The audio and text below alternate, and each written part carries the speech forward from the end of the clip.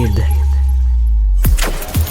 Cher public, nous vous invitons à prendre place confortablement et à fermer la sonnerie de votre téléphone cellulaire.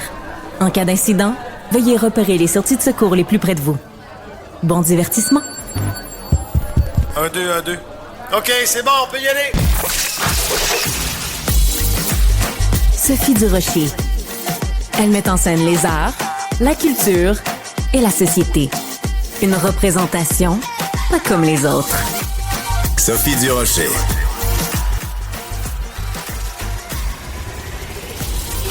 Ah là là, bonjour. Excusez-moi, je suis encore en train de rire parce que on rigolait avec Benoît parce que Benoît, il trouve que je raconte des histoires plates. Mais c'est vrai que des fois, j'ai tendance à donner beaucoup de détails quand je parle de trucs administratifs. Et je sais pas si vous, à la maison qui nous écoutez, si vous avez, vous aussi, des démêlés comme ça. Je racontais à Benoît que je suis en train d'essayer de me dépatouiller avec la SAAQ, donc la Société d'assurance automobile du Québec, parce que je dois renouveler mon immatriculation pour mon auto, mais la date à laquelle commence mon renouvellement d'immatriculation coïncide avec la date où je remets mon auto. Alors, si vous avez des idées de ce que je devrais faire, écrivez-moi, parce que moi, j'essaye d'appeler la SAAQ, puis je me fais raccrocher au nez à chaque fois, dans le sens que le système informatique de la SAAQ dit « il y a un trop gros volume d'appels, rappelez-nous plus tard », et là, ça raccroche. Donc, tu rappelles plus tard, puis ça raccroche, puis tu rappelles plus tard, puis ça raccroche. J'ai fait ça 8 fois ce matin. La fille était ben tannée. On va parler de plusieurs sujets qui vous touchent aujourd'hui, mais on va surtout commencer avec une étude sur le revenu viable. Le revenu viable, c'est quoi? C'est le minimum dont on a besoin au Québec si on veut vivre dignement. On va parler de tout ça avec Eve-Lyne Couturier. Elle est chercheuse à l'IRIS et autrice de l'étude sur le revenu viable. Vous aimez ça, ce mot-là, autrice? Je préfère ça à auteur. Ah, ben parfait. Bon, ben parfait, on n'est pas obligé d'être d'accord. Moi, j'aime mieux auteur que autrice, mais je le respecte, donc je veux pas vous ménommer. Donc, vous êtes autrice d'une étude extrêmement intéressante que j'ai consultée, donc sur le revenu viable. Pour les gens qui nous écoutent, quelle est la donnée qu'on devrait retenir, la donnée qui est selon vous la plus importante, la plus percutante qui ressort de l'étude que vous avez effectuée? Ben, c'est compliqué à dire parce qu'il y a tellement de données dans l'étude du revenu viable, mais un des aspects qui est intéressant à garder en tête, c'est la grande variation entre le revenu viable dans les différentes villes, parce qu'on calcule le revenu viable pour 3 types de ménages: les personnes seules, les familles monoparentales avec un enfant d'âge préscolaire et les familles de 2 adultes, 2 enfants d'âge préscolaire, dans 7 villes du Québec. Et on fait ça depuis 2015. Donc, cette année, le revenu viable pour une personne seule varie de 31 696 $ à Trois-Rivières à 42 884 $ à Sept-Îles. D'accord. Alors ça, vous venez de dire le nom de Sept-Îles, et moi, quand j'ai regardé l'étude, je capotais ma vie parce que Sept-Îles, pour tous les gens qui nous écoutent, vous habitez à Sept-Îles, c'est la ville au Québec où ça prend le plus gros revenu parce qu'on a absolument besoin d'avoir une voiture. Exactement. C'est ça qui explique la différence. Exactement. Donc, c'est assez fascinant quand même quand on étudie comme ça, comme vous le faites à l'IRIS. On doit tenir compte de ça parce que quelqu'un peut vivre dans le centre-ville de Montréal, pas besoin de voiture, mais il y a des villes où on n'a pas le choix. Absolument. Absolument. Et le travail du revenu viable, on le fait depuis 2015 et on a changé la méthodologie de temps en temps pour essayer de s'adapter à la réalité de qu'est-ce que ça veut dire sortir de la pauvreté, aux différents besoins des gens. Et en 2023, on a fait une étude sur le revenu viable à l'extérieur des grands centres. Donc, depuis 2015, on s'intéresse à Montréal, Québec, ensuite Gatineau, Sept-Îles, Saguenay et Sherbrooke. Et là, en faisant hors des grands centres, on s'est rendu compte que pour une famille, par exemple, en Côte-Nord ou en Gaspésie, il est nécessaire de prévoir dans son budget de l'argent pour aller en ville au moins une fois par année, parce que ce ne sont pas tous les services qui sont disponibles localement. Pour aller dans des examens médicaux spéciaux, pour aller chercher des objets, du matériel qui est plus spécialisé, c'est nécessaire de sortir de sa région. Et on a été obligé d'ajouter ça aussi pour cette île. Donc oui, ça prend une voiture, mais ça prend aussi un budget pour aller dans un plus grand centre pour compléter ses besoins en termes de services ou de matériel. D'accord. Alors ça, c'est absolument passionnant. Un autre aspect que moi, j'ai trouvé passionnant quand j'ai pris connaissance de votre étude, c'est évidemment le poids du logement. Oui. On sait évidemment qu'il y a une crise du logement, je l'apprends à personne, mais donc ce qu'on voit, c'est que le poids, la proportion d'un budget qui doit être consacré au logement, évidemment, prend plus de place. Et ça signifie on a encore plus de difficultés à arriver à cause de ce poids-là? Absolument. Donc, à cette île, la raison pour laquelle ça coûte aussi cher, c'est parce qu'on a besoin d'une voiture, qu'on soit une personne seule. On a aussi donné 2 voitures pour un couple de 2 adultes, 2 enfants. À Montréal, à Québec, à Sherbrooke, on considère que c'est possible d'avoir une voiture et que l'autre parent utilise le transport en commun. Parce que le revenu viable, c'est un style de vie modeste, décent, mais modeste. Donc, on considère que ça, c'est la définition de modeste et décent. Par contre, à Montréal et à Gatineau, le coût du logement est tellement élevé que le revenu viable devient comparable à cette île, même avec une voiture de moins. À Gatineau, moi, ça m'a vraiment jeté à terre quand j'ai vu ça. Le 3,5 de Gatineau est plus cher qu'un 5,5 à Saguenay, Sherbrooke, Sept-Îles ou Trois-Rivières. Attendez, alors je veux juste comprendre. Le 3,5 à Gatineau coûte plus cher qu'un 5,5 à Sept-Îles, incroyable, à Sherbrooke, à Saguenay ou à Trois-Rivières. Ça, c'est absolument incroyable. Et comment on explique ça? Parce que Gatineau, donc juste à côté d'Ottawa, donc une montée des prix, une flambée des prix en Ontario qui se répercute de l'autre côté de la rivière des Outaouais. C'est sûrement un mélange de facteurs, mais un des facteurs qu'on considère qui explique l'augmentation et le coût élevé des logements à Gatineau, c'est le fait que le taux de roulement à Gatineau est plus élevé qu'ailleurs. Donc, si on prend les grands centres du Québec, on parle d'un taux de roulement autour de 11 à 12 %. Qu'est-ce que vous appelez un taux de roulement? Juste parce que vous êtes une économiste, évidemment, mais je veux vraiment que tout le monde nous comprenne. Le taux de roulement, c'est quand un locataire part et que là, on change de locataire. Il y a un roulement de locataire. Donc, d'accord. Et on sait que chaque fois qu'un locataire quitte, les propriétaires en profitent souvent pour augmenter le loyer plus que lorsque le locataire reste à la même adresse. Donc, ce taux de roulement, le nombre de locataires qui déménagent chaque année, on est autour de 11 à 12 % pour les grands centres du Québec. Mais quand on parle de Gatineau, on est plus autour de 17 à 18 % Donc, un taux de roulement qui est plus élevé, qui peut s'expliquer par la fonction publique, par les diverses universités qui sont dans la région, qui attirent des étudiants qui sont là juste de passage. Mais ce taux de roulement-là explique en partie pourquoi ça coûte aussi cher se loger à Gatineau. C'est passionnant parce que des gens pourraient être en train de dire « Ah, mon Dieu, c'est des chiffres, mais on parle de vécu, on parle d'humanité et on parle aussi de dignité. » Donc, le revenu que ça prend, vous avez dit, vous avez fait une différence entre modeste et décent. Donc, c'est ça aussi votre préoccupation, c'est de dire voici combien d'argent on a besoin de disposer pour vivre décemment. Est-ce qu'on oublie complètement des notions comme le seuil de pauvreté ou c'est encore des notions qui sont valides? C'est toujours valide. Ce qui est intéressant, nous, ce qu'on aime faire, c'est mettre pas en opposition, mais en continuum, la mesure du panier de consommation avec le revenu viable. Les 2 mesures sont des mesures de panier, c'est-à-dire que ce sont des mesures qui s'intéressent au coût réel des objets. Donc, c'est pas relatif au revenu médian, moyen, c'est vraiment combien ça coûte un logement, combien ça coûte se faire une épicerie pour répondre à ses besoins alimentaires. Et la mesure du panier de consommation, c'est une mesure de couverture de besoins. C'est-à-dire, si on a moins d'argent que la mesure du panier de consommation, à ce moment-là, on n'est pas capable de répondre à ses besoins. On n'a pas assez d'argent pour l'épicerie, on n'a pas assez d'argent pour le logement. Quand on parle du revenu viable, là, on parle d'un revenu de décence, un revenu de sortie de la pauvreté. Donc, il y a de la place pour la flexibilité, il y a de la place pour avoir un loyer un peu moins cher, dépenser un peu plus d'argent en alimentation. Puis en alimentation, par exemple, la MPC, c'est vous faites toute votre épicerie avec des ingrédients frais, vous faites tous vos repas à la maison. Alors que pour la sortie de la pauvreté, c'est quoi la dignité? Ben, c'est parfois s'acheter un sac de chips.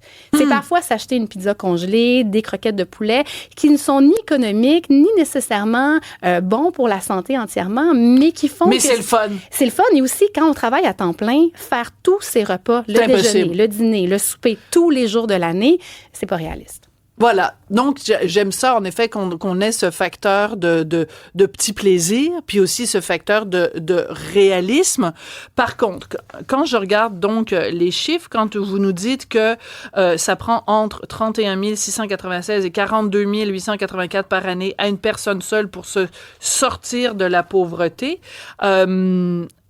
combien de personnes y arrivent? Quel pourcentage, autrement dit, de réussite on a à donner vraiment un rythme de vie décent et modeste aux Québécois?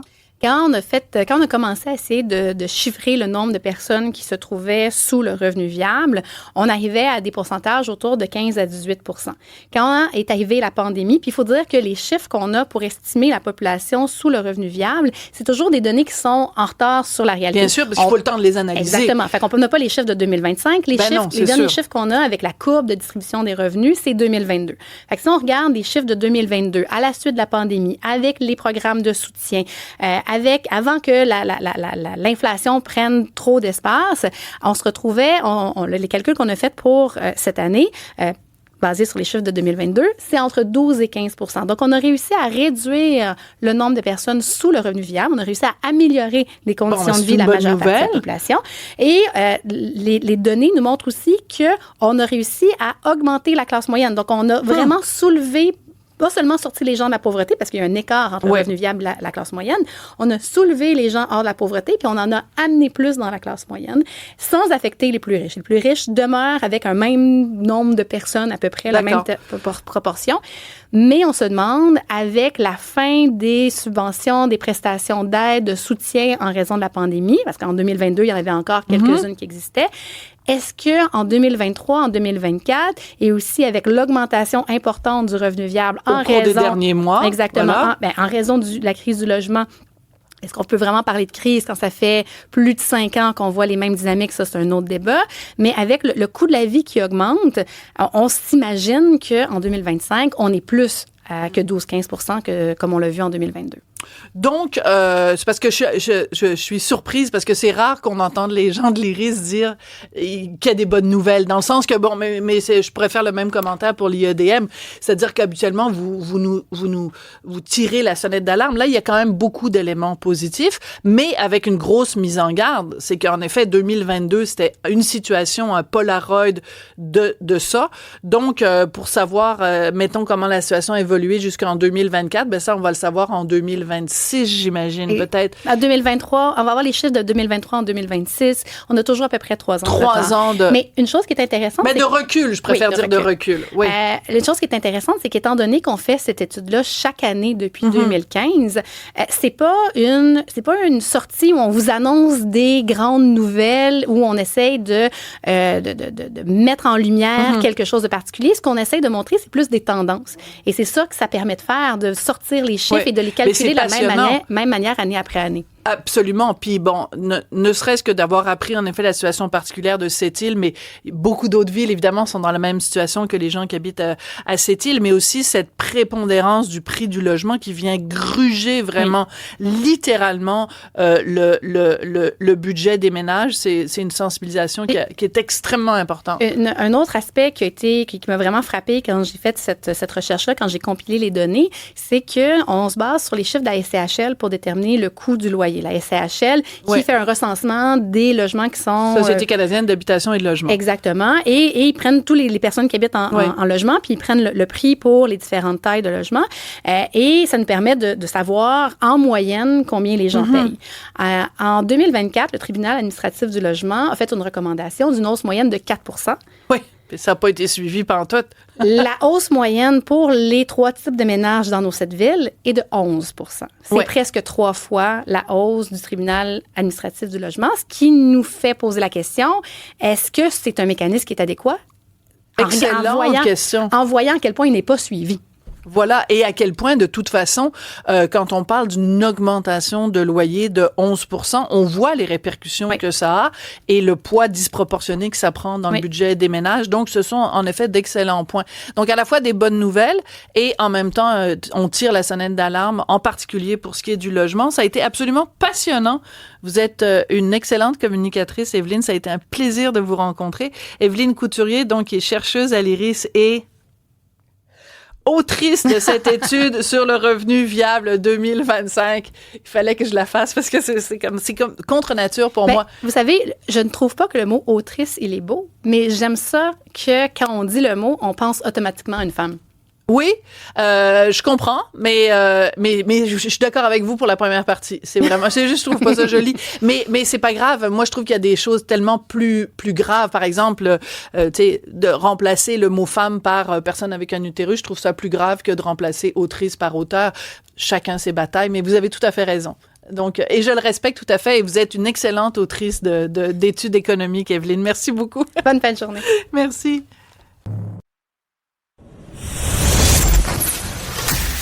Sophie Durocher. Un savoureux mélange artistique de culture et d'information. J'étais très contente d'avoir des nouvelles de Claude André, un ancien collaborateur. On a travaillé très souvent ensemble. Claude André, qui est enseignant en sciences politiques et auteur et qui publie aujourd'hui même une lettre dans la presse, une lettre drôlement intéressante qui s'intitule « Le tribun et ses doubles ». Bonjour, Claude André. Salut, Sophie. Écoute, c'est un plaisir de te retrouver. Partagez. T'écris un texte vraiment pertinent sur la visite de Jean-Luc Mélenchon, donc ce politicien français qui est venu nous rendre visite au Québec à l'invitation de Québec solidaire. Tu vas pas avec le dos de la cuillère sur Jean-Luc Mélenchon. Qu'est-ce que tu lui reproches? En fait, faut dire pour commencer, j'ai beaucoup aimé à une époque Jean-Luc Mélenchon. Moi, je viens tu le sais, d'un courant plus de gauche. Et en 2017, j'aurais voté pour lui. Discours de Marseille, tribun républicain. Il était contre toute forme de communautarisme. À l'époque, il dénonçait même l'utilisation du mot islamophobie parce qu'il trouvait que c'était un mot piégé, etc., etc. Puis il disait, on a tout à fait le droit de critiquer l'islam comme on critique le catholicisme ou l'Église catholique. Donc, arrêtez avec vos étiquettes. Mais il a bien changé depuis. Oui, ben en fait, ce que je reproche, tu sais, au Québec, on n'est pas trop au courant. On pense que c'est le grand camarade, grand frère de l'autre côté de l'océan qui vient nous donner un coup de pouce. Puis on est toujours un peu complexé par rapport aux Français.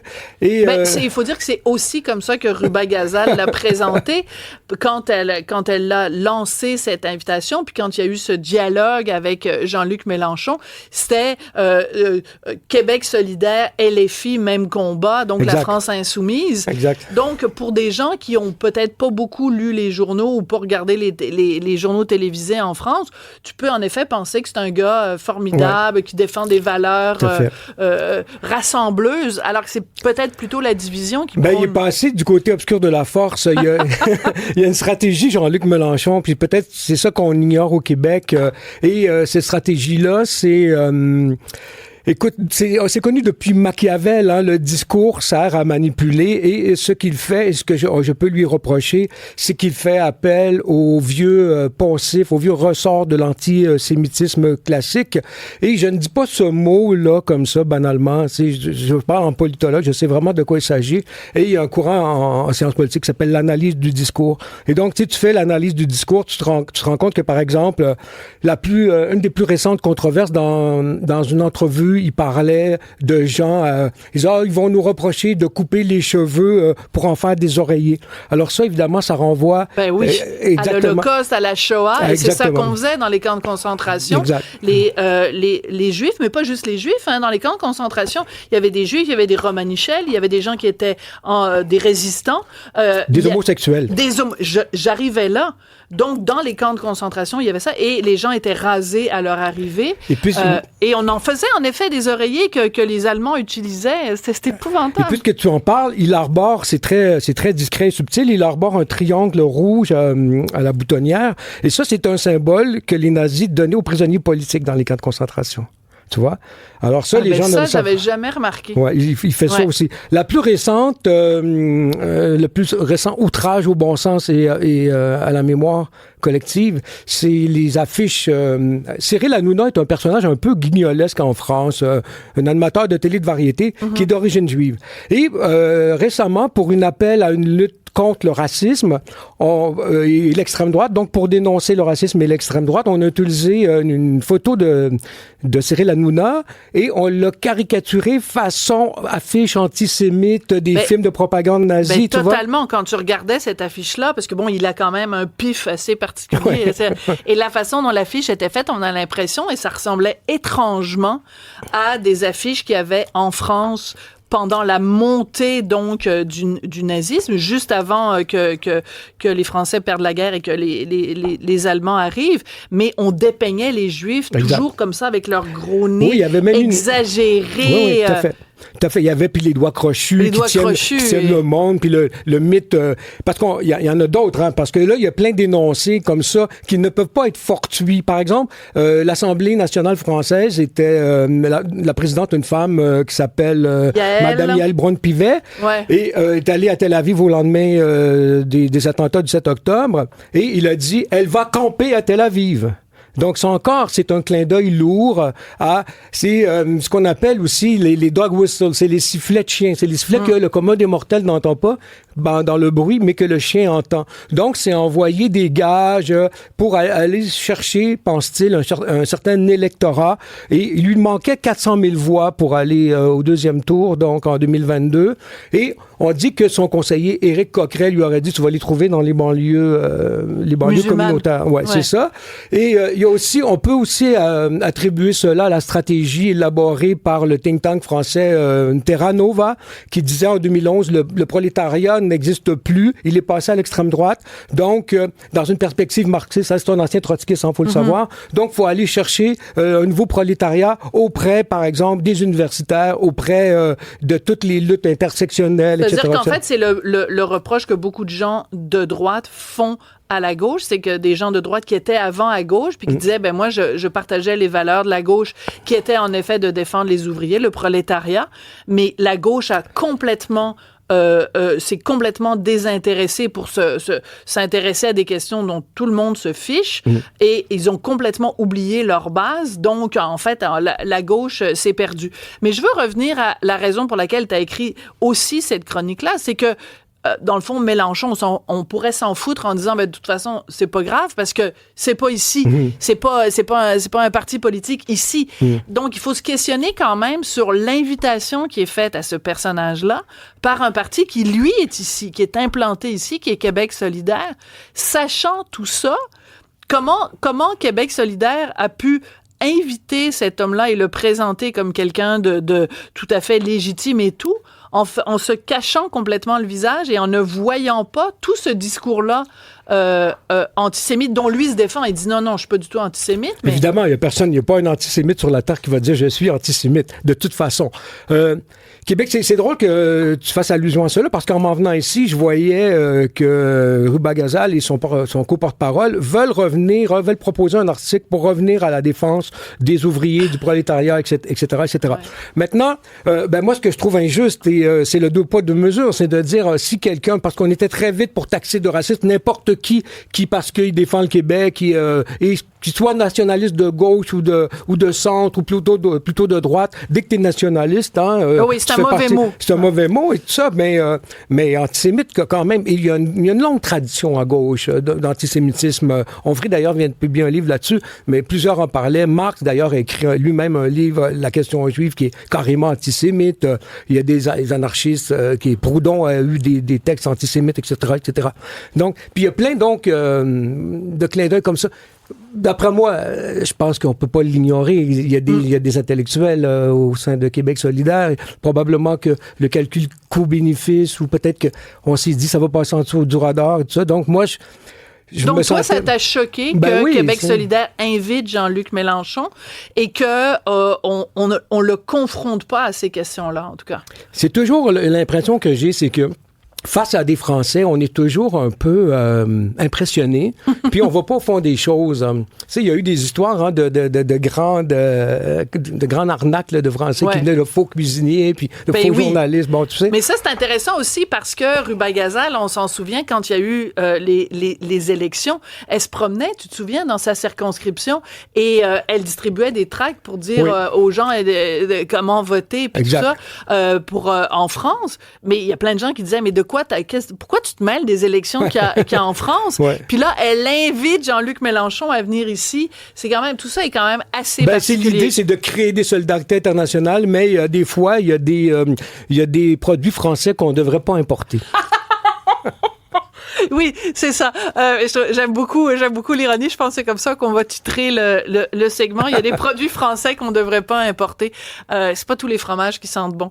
Merci beaucoup. Moi, je suis un fan du Munster. Mais... ouais, mais les poisses, oui, ça, c'est un peu spécial.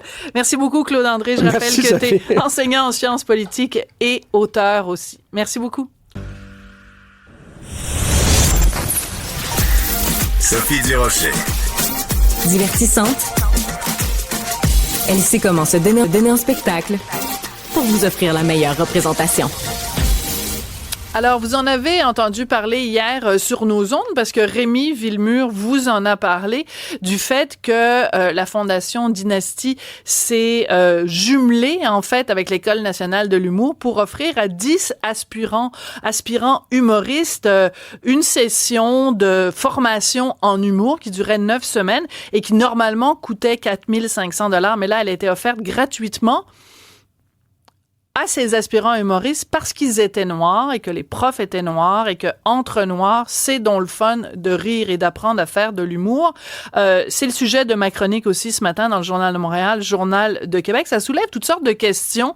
Est-ce qu'on doit faire comme ça de la discrimination positive, une forme de ségrégation dans le milieu culturel? J'avais envie d'en parler avec Muriel Châtelier, que vous connaissez bien parce qu'on l'interviewe souvent sur nos ondes ici à Cube. Elle est toujours pertinente et elle est surtout présidente de l'Association des Québécois unis contre le racialisme. Muriel, bonjour.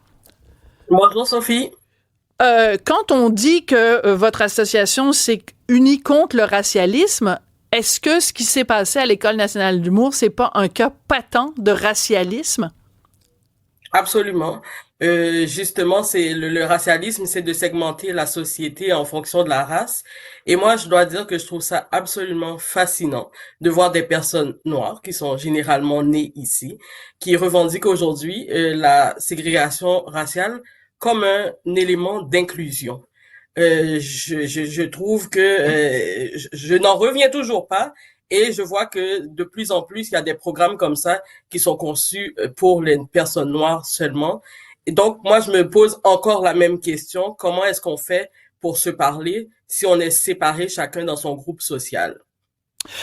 C'est un très bon point que vous amenez. La Fondation Dynastie, donc, qui a collaboré avec l'École nationale de l'humour pour mettre sur pied et superviser ce programme, la Fondation Dynastie, chaque année, fait un gala, qui est le gala Dynastie, où on remet des prix dans différents domaines, mais donc à des gens de la communauté noire. Donc, vous, Muriel, vous pourriez recevoir un prix parce que vous êtes noire. Moi, qui suis blanche, je ne pourrais pas recevoir de prix. Et on revendique en disant, ben, c'est pour valoriser la diversité, l'inclusion et pour promouvoir le fait qu'il faut qu'il y ait plus de gens de la communauté noire au sein de la société québécoise. Qu'est-ce que vous répondez à cet argument-là? Ben, je trouve ça particulier parce qu'on dit au sein de la communauté québécoise, mais dans le fond, les gens se retrouvent dans un entre-soi. Ils sont toujours entre eux, ils font des activités pour eux, par eux.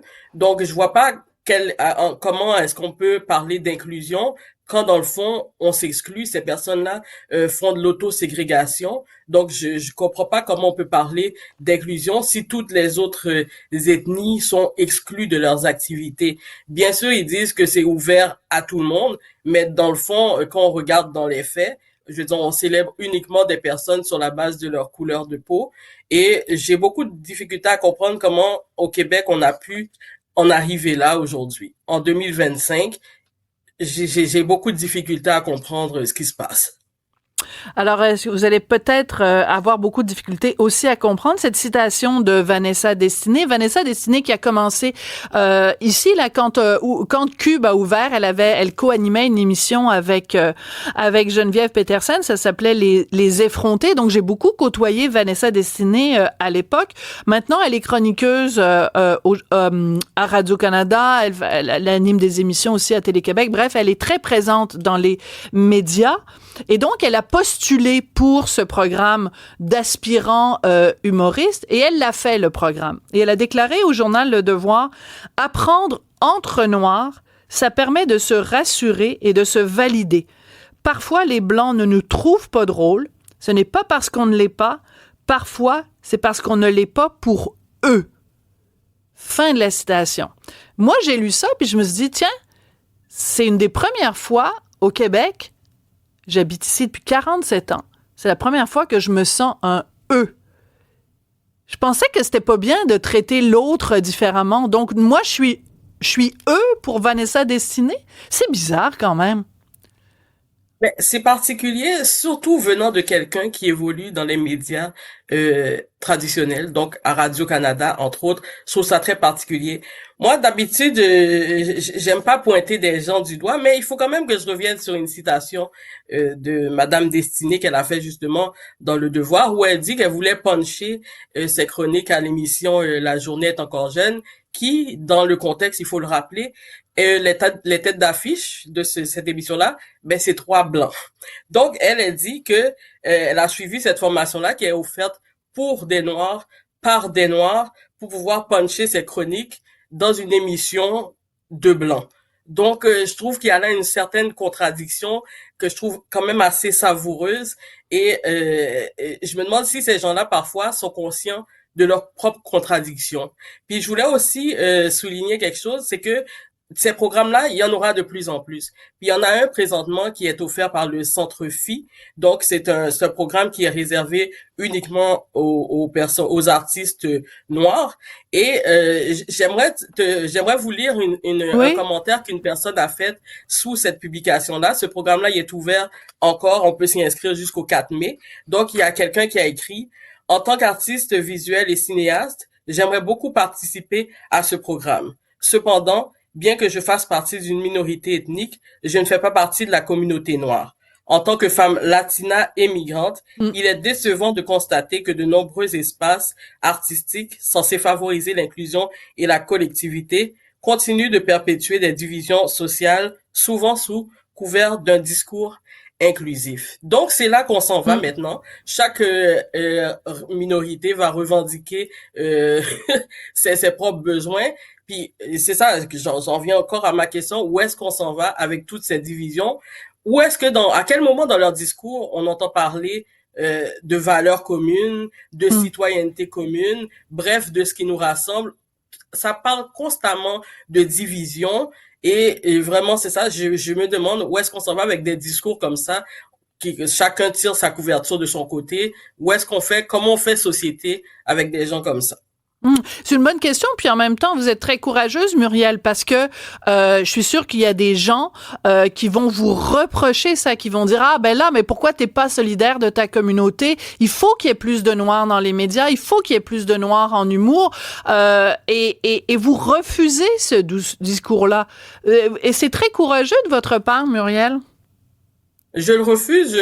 Moi, je me trouve pas courageux. Je suis surtout conséquente avec ce que je pense réellement dans la vraie vie. Moi, ma communauté, c'est la communauté québécoise. Je suis née ici. Je veux dire, je suis entourée je suis chez moi ici. Je veux pas commencer à me séparer de ma propre communauté. Donc, pour moi, c'est important de valoriser justement cette citoyenneté commune, ce que ne font pas les militants antiracistes. Donc, eux autres, ils se regroupent, c'est ça, entre eux, selon leur couleur de peau, ils excluent toutes les autres personnes.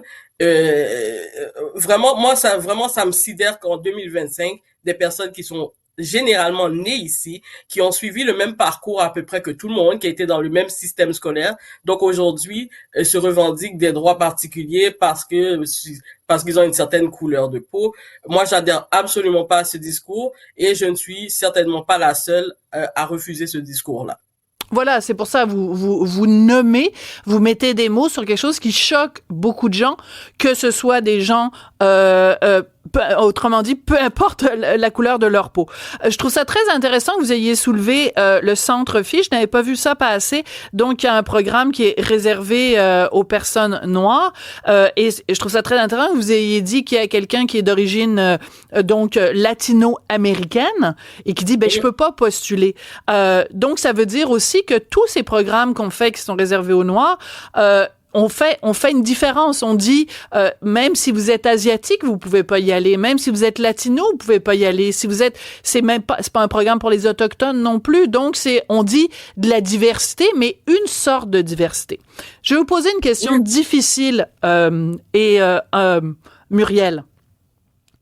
Est-ce que quand vous dites il va y avoir de plus en plus de ces programmes-là, est-ce que l'existence même de ces programmes ne peut pas être datée à un événement, qui est la mort de George Floyd? Oui, c'est sûr que cet événement-là a changé beaucoup de choses, mais je pense que le changement a commencé à se faire depuis avant, à partir du moment où on a commencé à parler de racisme systémique. Donc, c'est à partir de 2016 que les choses ont commencé à changer. Mais oui, mais moi, avant la différence avant, Muriel, c'est que par exemple dans les années 70-80, il y a eu un fort mouvement d'immigration ici au Québec, de la communauté asiatique, des réfugiés, des boat people, des réfugiés vietnamiens, des réfugiés cambodgiens, donc qui auraient pu aussi revendiquer, dire écoutez, nous on est victime de racisme, on est victime de discrimination, on est victime de préjugés, on est victime de stéréotypes. Pourtant, je n'ai jamais vu moi de programme spécifiquement pour les Asiatiques au Québec en disant vous ne pouvez postuler sur ce programme que si vous êtes asiatique. Oui, ben en effet, mais c'est vrai que nous, le problème aussi avec ce qui se passe avec, disons particulièrement la communauté noire, c'est qu'on fait beaucoup ce que font les Américains. Donc eux autres, ils sont justement dans une sorte de guerre raciale, et nous, on reprend ces combats-là comme si c'était les nôtres ici au Québec. Oui, effectivement, les choses ont empiré depuis l'affaire George Floyd, mais encore une fois, ce n'est pas un événement qui nous concerne, nous, les Québécois, mais les gens, ça s'accroche à cet événement-là, comme si ça définissait, nous, ce qui se passait chez nous, alors que ce n'est absolument pas le cas. Donc, c'est pour ça que moi, je vais continuer encore à dénoncer toutes ces manifestations de discrimination raciale, parce que pour moi, ce qui se passe présentement, c'est une forme quand même de racisme, de discrimination raciale, cet entre-soi-là. Et je veux dire, il n'est pas meilleur qu'un entre-soi entre blancs ou entre asiatiques. Je veux dire, pour faire société, pour moi, ce sont pas des avenues qu'on devrait explorer. Puis je pensais qu'on avait laissé de côté cette idée de ségrégation raciale, et je suis vraiment choquée de voir que ce soit maintenant des personnes noires qui ramènent ce concept-là à l'avant-plan, parce qu'on dira ce qu'on voudra. Ce qui se passe, c'est de la ségrégation raciale. Muriel Chatelier, toujours aussi pertinente et percutante, c'est toujours intéressant de vous parler. Vous êtes présidente de l'Association des Québécois unis contre le racialisme. Merci beaucoup, Muriel. Merci, Sophie. Sophie Durocher. Un savoureux mélange artistique de culture et d'information. Isabelle Huot. Pour vivre plus longtemps, pour vivre mieux. En même temps, on se fait du bien. Ça n'a pas besoin d'être compliqué. Ça peut faire toute la différence. Ah, Isabelle, je suis tellement contente que tu puisses nous retrouver pour faire une chronique sur les rages de sucre, parce que la dernière fois, tu devais nous parler de rages de sucre. Ouais. Puis on est parti parce que ton identité s'est fait voler. Il y a eu des fausses publicités en ton nom. Et ben écoute, ça a beaucoup fait jaser. Donc, vous irez lire ça dans les journaux. Isabelle ne vend pas de régime amaigrissant. Elle vend pas de produits miracles, parce que les miracles, ça n'existe pas. Exact. Par contre, tu es docteur en nutrition et tu veux nous parler des rages de sucre. C'est quoi une rage de sucre? Ben, c'est vraiment de dire, puis je pense que tu dois en avoir, parce que la plupart des gens en ont de temps en temps, surtout les femmes, surtout autour des variations hormonales, de dire, ben là, moi, c'est le chocolat. Moi, là, j'ai des rages de chocolat, j'en mange tous les jours, mais j'ai comme besoin de manger du chocolat. Et j'ai travaillé pendant 30 ans en clinique avec des gens qui me disaient, j'ai tellement le goût de manger quelque chose de sucré, des jujubes, peu importe. Et plus on en mange, ben plus on a le goût d'en manger. C'est pour ça que je voulais parler des rages de sucre, mais surtout, qu'est-ce qu'on fait si on se dit, ben chaque jour, j'ai un genre de craving, une compulsion, une fringale? pour un aliment sucré. Puis je dirais que ça arrive chez la plupart des gens. Il y en a que c'est tous les jours. Il y en a que c'est relié à des émotions négatives, même des émotions positives de temps en temps aussi. Et c'est possible de diminuer nos fringales. Alors, astuce numéro 1. On va commencer par le début. Le meilleur conseil que tu peux nous donner. Ben, manger en pleine conscience. Par exemple, se permettre de manger un aliment sucré. Moi, j'ai dit, c'est le chocolat. Ben, au lieu de le manger comme un aliment interdit, rapidement, dans la voiture, en cachette. Mais là, tu dis, je le mange en pleine conscience. Donc, c'est quoi la longueur en bouche? Quel est le type de cacao? Est-ce que je suis capable de dire, ah, mon Dieu, c'est un cacao. Il y a des petites notes fruitées. Il y a des petites notes de noisettes. Donc, d'être attentif quand on consomme l'aliment, puis comme ça, ben, on en profite pleinement. De le savourer aussi. Parce que si on l'avale rapidement, de façon compulsive, on évacue complètement la notion de plaisir. Ben voilà, puis à partir du moment qu'on est dans le plaisir, ben on mange plus lentement, on profite du moment présent. Donc, manger en pleine conscience, comme on le fait pour un verre de vin. Si on prend un cours de vin pour les gens qui consomment de l'alcool, on apprend avec un sommelier, c'est quoi le nez, l'arôme, on regarde l'apparence. On déguste. Justement, ça peut faire toute la différence de voir ça un petit peu comme ça pour les aliments. Et puis ça c'est comme la différence entre une petite vite et beaucoup de préliminaires, puis prendre le temps, puis laisser monter le plaisir. Écoute, en tout cas, les comparaisons sont multiples. Voilà, ça c'est l'astuce numéro 1. L'astuce numéro 2, si on a une faim physiologique, c'est de manger aux 3 heures. Parce que si on a une faim physiologique, j'ai couru toute la journée, j'ai pas mangé assez de glucides, des glucides complexes qu'on va retrouver par exemple dans les rôtis, dans le gruyot du matin, j'ai mangé un fruit on the go, j'ai mangé un muffin du commerce on the go, ben là, à ce moment-là, ça se peut qu'il y ait une vraie faim physiologique qui déclenche une fringale alimentaire pour des aliments riches en sucre. Pourquoi? Parce que le corps a besoin de sucre, le corps a besoin de glucides. Et là, ça se peut que j'ai tellement faim que je prends à peu près tout ce qui me tombe sous la main. J'arrête au dépannage, je prends pas un chocolat, mais une friandise chocolatée. Parce qu'on fait la différence du vrai chocolat de qualité versus une friandise. Ben non, c'est sûr. Avec de l'huile de palme, du sucre. Donc, manger aux 3 heures, c'est-à-dire on déjeune, mettons, 6h30 le matin, 9h30, une petite collation protéines, glucides. On stabilise la glycémie. Puis à partir du moment que la glycémie elle est stable, on a moins de pics que la glycémie monte rapidement. Des charges d'insuline, ça amène la glycémie plus bas. Puis plus basse, on a le goût de manger du sucre à nouveau. Alors, je suis très contente que tu parles de pic de glycémie parce que il y a je pense qu'elle est biochimiste ou biologiste française qui s'appelle, bon, évidemment, elle est française, donc son nom d'artiste est évidemment en anglais. Oui, The Glucose Goddess. Elle fait des vidéos, elle écrit des livres, elle donne des conférences partout à travers le monde. Et elle, ce qu'elle explique, c'est que ce qu'il faut éviter, c'est il faut maintenir un taux de glucose dans le sang de façon stable. Et elle dit, par exemple, un conseil qu'elle donne, c'est évidemment le petit déjeuner, de pas faire de petit déjeuner sucré. Mais ce qu'elle dit, moi, la seule affaire que j'ai retenue, c'est si t'es pour manger quelque chose qui a beaucoup de glucides dans ton repas, de commencer par des crudités, commencer par une salade de carottes, puis ça. Et les Français font ça traditionnellement, une assiette de crudités. Bon, est-ce que ça peut être une bonne façon aussi si on équilibre comme ça de contrôler les rages de sucre? Ben, j'adore ça parce qu'elle fait fureur sur les réseaux sociaux. J'ai lu son livre, j'ai validé la science. Excellent. Effectivement, qu'on commence le même repas, mais si on commence avec la salade et on termine avec les féculents, que ce soit les pâtes, le pain, le riz, peu importe, il va y avoir moins d'augmentation de la glycémie. C'est vraiment intéressant, notamment pour les personnes diabétiques ou prédiabétiques, parce que la glycémie, elle est plus stable, le niveau d'énergie est plus constant. Donc, il y a différents trucs comme celui-là. Il y a le vinaigre, par exemple, le riz à sushi qui est vinaigré. Ben, le riz blanc, ça fait monter la glycémie très rapidement. Mais le fait de rajouter du vinaigre, ça fait en sorte que la glycémie monte moins rapidement. Et le principe derrière tout ça, c'est glycémie plus stable, oui, moins de rage de sucre, meilleur niveau d'énergie, niveau de concentration plus constant. Et c'est intéressant aussi parce que tu commences par les légumes, donc tu as plus de chances de manger davantage de légumes parce que souvent on dit je vais manger ma salade en dernier, j'ai plus faim, j'ai pas mangé ma salade, ou je laisse mes légumes dans mon assiette. Commencer par les légumes, ça je trouve que c'est un des trucs qui est le plus intéressant là justement. Absolument. Bon, je suis contente de voir que la déesse des glucoses à ton aval. Astuce numéro 3, augmenter les fibres solubles. Là, j'avoue que j'ai aucune idée de quoi tu parles. Ben, les fibres solubles qu'on va trouver, par exemple, dans la graine de chia, dans le gruyot, même principe, stabilise la glycémie.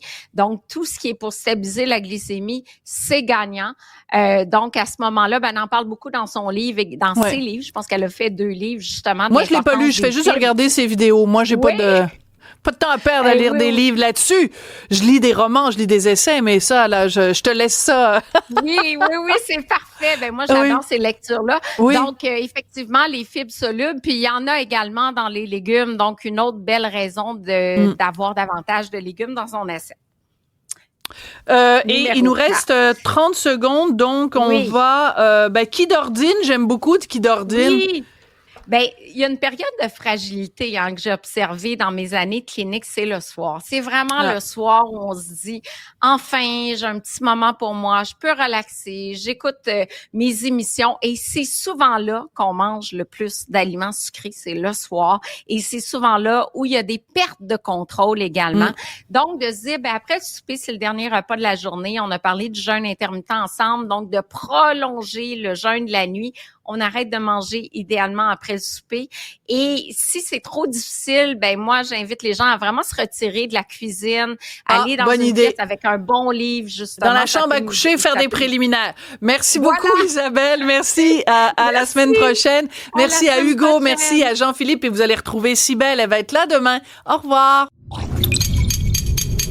Cube.